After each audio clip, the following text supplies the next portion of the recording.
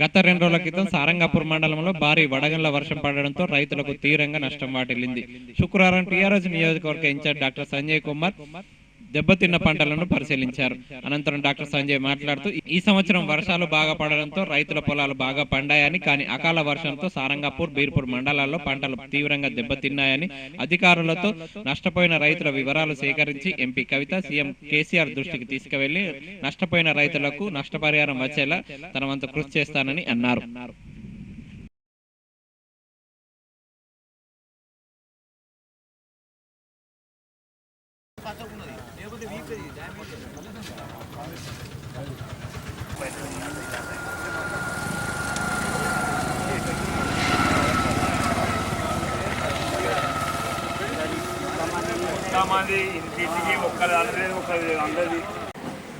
రెండు రోజుల క్రితం సారంగాపూర్ మండల్ వట్టపల్లి, పోతారం, సారంగాపూర్, రేచిపల్లి గ్రామాలలో అకాల వర్షం పడి అదేవిధంగా వడగళ్ళు కూడా పడడం వల్ల, రాళ్ళు పడడం వల్ల చాలా పంట నష్టమైంది.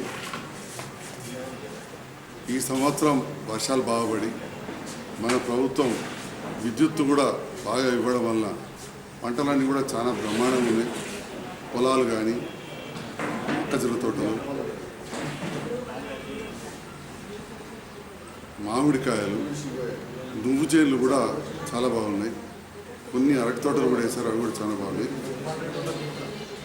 రైతు పంట చేతికి వస్తుంది అనుకున్న సమయంలో ఈ అకాల వర్షాలు పడడం, దీనివల్ల ఎంతో పంట నష్టం జరిగింది.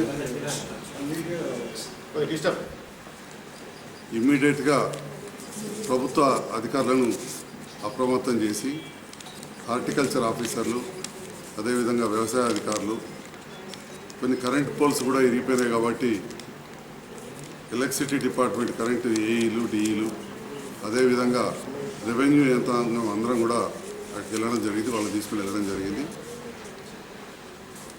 ఈ విషయాన్ని ఏదైతే పంట నష్టం జరిగిందో ఈ విషయాన్ని గౌరవ ఎంపీ కవిత గారి ద్వారా వ్యవసాయ శాఖ మంత్రికి మరియు ముఖ్యమంత్రి గారు కూడా తెలియజేయడం జరిగింది.